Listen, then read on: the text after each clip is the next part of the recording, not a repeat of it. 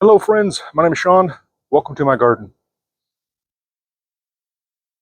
My Zone 5, February 2nd, 2026 specific garden in Anchorage, Alaska.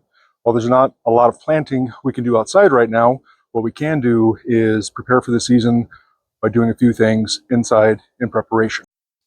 When I'm talking about planning for your garden, what you need to have, or what you should have, or what I have, are an overview of the backyard where my garden resides mostly.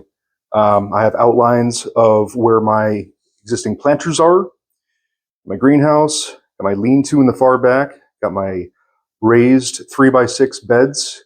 I've got a ground level 3x6 bed, two of those, and then another 3x6 right in front of the greenhouse where I kept my sunflowers last year. In addition to that, I have each one of my planters broken out to scale. You don't always have to do that. Just have at least a rough outline of what you have, so that way you know what can go where, what space you have. This is my lean-to garden planter along the back of the fence. Lean-to just means it looks like it's leaning up against the fence. You'll see those eventually once it warms up slightly outside and the snow melts. These are my ground level 3x6 raised planters where I typically grow tomatoes. This is the greenhouse, in which each one of these circles represents is a 15-gallon grow bag. Over here are the 3x6 beds. I currently have 4 that are bolted together. You'll see how I've got that orientated again once the snow melts. And these are 4 additional that I plan on building this summer. And I'm going to take you along that journey of building those. And I have plans for them, and I'll share those, and that'll be a lot of fun. So once you have an idea of what you're working with, space-wise, location-wise, what you can grow, what you've grown before, what you might want to move, then you move on to your seeds. Yes, I have a lot of seeds. These are a collection I've been building for the last 6-7 years. They're kept inside. Over here we have some catalogs. When I realize how short I am, by planning this early, I get to see what I have and what I don't have, and I can go to the seed catalogs and order what I might be missing or what I want to grow this year. And for those of you that have stuck around long enough to wonder what I ended up picking seed-wise, here's the list. The ones that didn't make the cut, never had much luck with gourds. I'm not doing peppers this year, and tomatoes up here. I've got enough tomatoes, specifically ones that I know grow well and that I enjoy eating. We've got a selection of squash. A few of those I've never attempted to grow before, but I am this year. And then we've got some radishes and these little small pumpkins. My wife enjoys those. Some carrots. I have not tried this variety before. First time growing carrots was last year, actually. And the ones I grew were a small variety, and I thought they were going to be small, but they were extra small. And so I'm going to go a little more substantial this year. Got some rutabagas, some daikon radishes. I've grown those before. Those were fun. Taste really good. More radishes. We've got a bunch of peas and beans and all these different cukes. I have grown the majority of these cukes before, and they grow really well in my greenhouse. And surprisingly, they even grow fairly well in the lean-to planter. So these purple beans I've never grown before, but they look like fun. Sunflowers. I've grown these monster ones. I haven't tried these little ones. Monster ones, those are really neat. I've had neighbors comment on those that live across the street. Oh, are those your sunflowers? Yeah. So got those coming back. Got some more cabbages. Got cauliflower,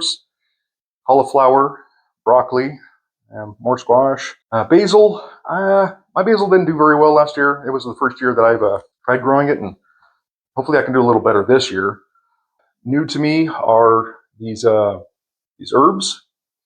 I've never grown those before, but I think they're going to make nice fillers in the beds and help keep some pests away.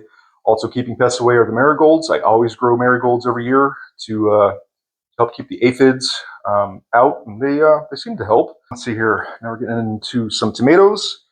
Black beauties on the right. One of my favorite ones to grow and eat, actually. First year growing those, and first year submitting something to my state fair, I actually got a second place ribbon. So I'm pretty proud about that. It was like my wife put the ribbon up on the fridge, so I felt like I was in third grade with some art piece again. That was pretty neat. Domingos, those are the giant variety. They can get pretty big. The ones I got last year were over a pound.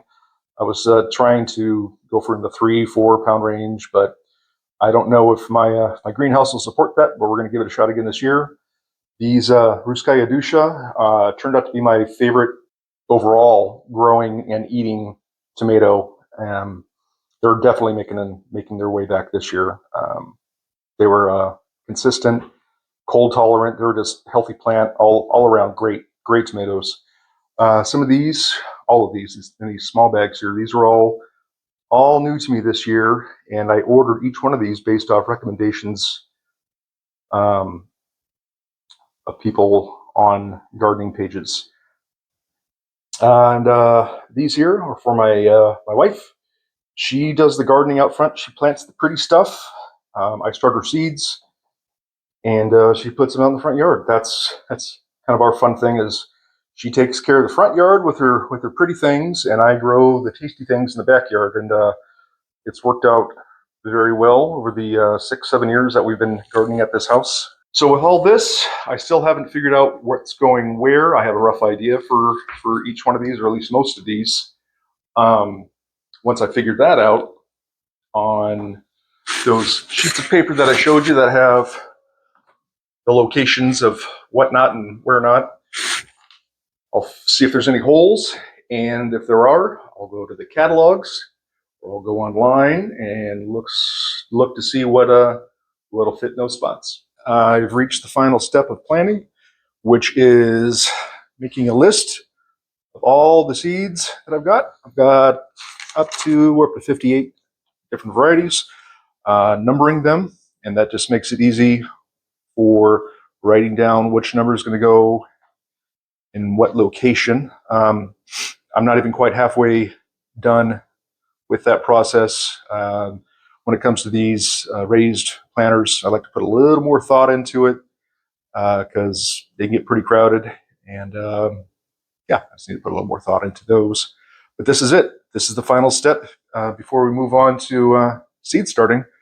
That'll be my next video. That's not going to be for probably at least a couple of weeks. I like to start early on some things, but I don't like to start too early because they get a little unruly, the plants anyway, after growing for so long. And then you end up having to transplant them quite a few times, and I'm going to try to not do that so much this year. What I'll talk about next time is just seed starting and keeping track of which seeds go where, and that's a pretty important process to know what you're growing in each cell initially, because if you make a mistake and plant some things in the wrong location, that's not a real fun surprise once they get established. So thank you guys, whoever stuck around to watch this. Hopefully I didn't go on and on about anything overly not interesting, and I appreciate you being here. If you want to keep track and follow along, please subscribe, and you'll hopefully get notified when I make some new videos. Thanks for hanging out.